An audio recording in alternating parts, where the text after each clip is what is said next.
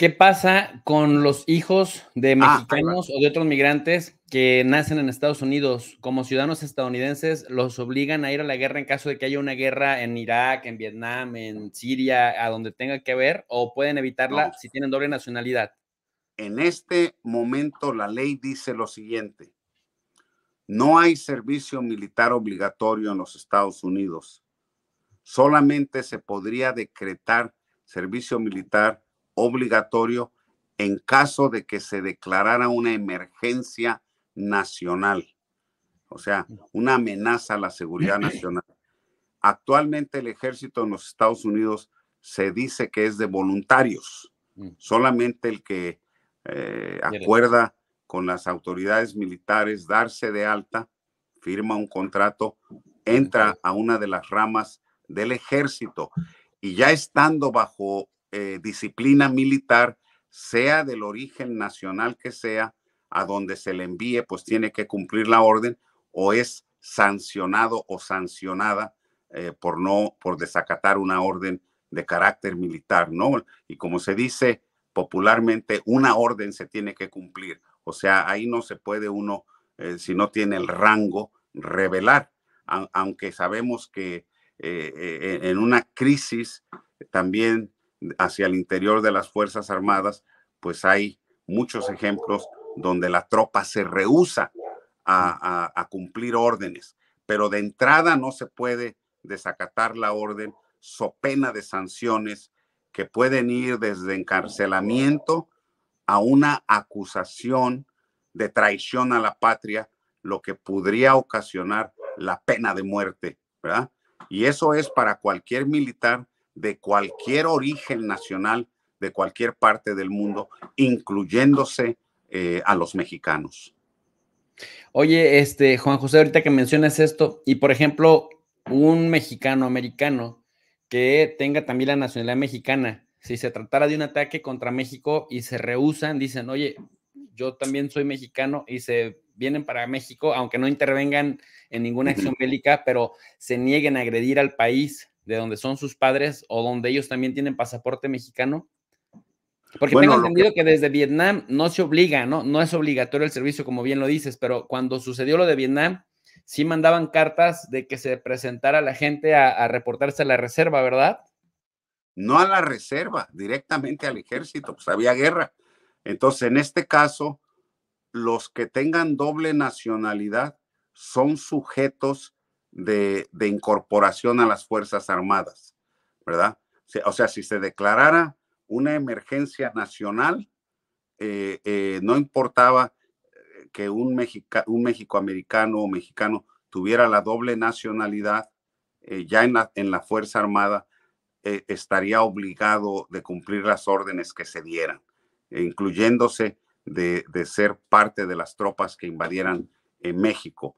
Actualmente, donde el ejército, repito, es voluntario, pues un mexicano, mexicoamericano que no quiera ser parte de la tropa invasora, pues lo único que debe de hacer es no darse de alta, ¿verdad? Mientras ese sistema permanezca, como tú señalas, desde la conclusión del involucramiento de Estados Unidos en la guerra, en la agresión militar a Vietnam, pues el ejército se transformó en un ejército de voluntarios, ¿verdad? Claro, hay un reclutamiento muy activo por parte del gobierno federal, especialmente por parte del Pentágono, sus ramas militares, navales, tropas de infantería, fuerza aérea, en fin, constantemente están desplegando una gran propaganda para que sirva como una fuerza de convencimiento colectivo hacia la juventud para que se integren a las Fuerzas Armadas. Una vez en las Fuerzas Armadas, cuando uno ya firmó y dice, yo me quiero integrar al ejército, y si mañana se diera una orden de que hay que atacar a México, la tienen que cumplir, sean mexicanos o no. Como repito, si no cumplen la orden, pues son sancionados severamente. Pero mientras no se registren, digamos, la pueden ir librando, como lo han Sí, librado las generaciones de Vietnam a la fecha. Es decir, que han correcto. estado... Y Si tengo no está entendido que uno hay en el una... ejército, no se le puede dar a uno una orden por el ejército porque hay Claro, esa separación de lo civil y lo militar, sí. excepto en una emergencia nacional. Sí, y tengo entendido que están teniendo como déficits o crisis de personas que ya no están llegando y que andan haciendo campañas en las secundarias entre la gente más pobre para convencerlos de todos los beneficios que tendría incorporarse a las Fuerzas Armadas, como, no sé, acceso a la universidad, poder estudiar una carrera, etcétera, etcétera. Y bueno, mucha gente lo ve también como una salida laboral, como sucedía en la época de Bush, ¿no? Hace 20 años, para que pudieran entrar digamos, mejorar su futuro, o incluso algunos que se les ofrecía esta nacionalidad, no solo residencia, sino nacionalidad en fast track, Uh si -huh. iban a la guerra de Afganistán o de Irak, me imagino que luego tienen esas estrategias para seguir cooptando a más personas, ¿no? O más bien incluyéndolos en Bueno, las filas militares. sí, todo eso es cierto, eh, pero va más allá de eso, ¿verdad?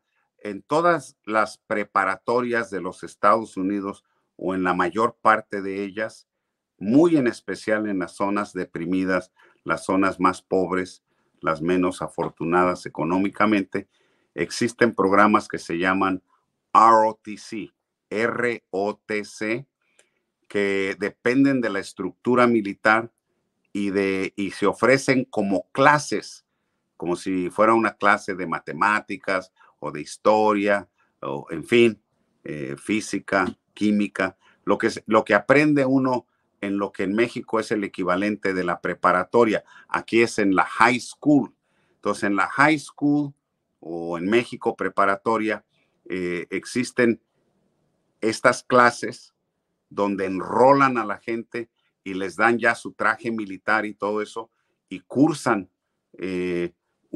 cursos de capacitación militar y se les va adoctrinando para que una gran cantidad de estos, el objetivo es todos, ¿verdad? Pero pues es una labor de convencimiento constante para que al concluir sus estudios de preparatoria, pues estas personas se convenzan de ir a darse de alta a cualquiera de las ramas del ejército, ¿no? Y acceder al ejército. Entonces, eso es real, existe. En la escuela de la cual yo me gradué, la Garfield High School, pues ahí había el ROTC, ¿verdad? Así se le llamaba. Y entonces tú decías, bueno, pues en vez yo no, a mí no me gusta el deporte, yo no quiero jugar deporte, que es un requisito acá en las preparatorias. Entonces te daban la opción de que si te enrolabas en ese programa militar, ese programa de capacitación militar primario, pues entonces se te perdonaba que tuvieras que cursar, que tuvieras que tener educación física, ¿no? O sea, deporte. Y mucha gente que no le gustaba, no sé por qué razón el deporte, sí les gustaba meterse a la cuestión militar. Y eso estamos hablando de que sigue. Yo creo que los programas hasta se han expandido porque en algún tiempo también existían en las universidades y colegios norteamericanos, pero ante la presión del movimiento antiguerra que se desató para frenar el involucramiento de los Estados Unidos en la guerra de Vietnam, pues muchos universidades y colegios se vieron forzados a terminar esos programas. Pero ahora yo no sé qué tan desarrollados estén, no he estudiado el fenómeno, pero sí estoy al tanto de que muchas escuelas, universidades, de nuevo han incorporado estos programas a más alto nivel que en las preparatorias para quienes quieren o quieran explorar la posibilidad de una carrera militar. Muchas gracias, Juan José.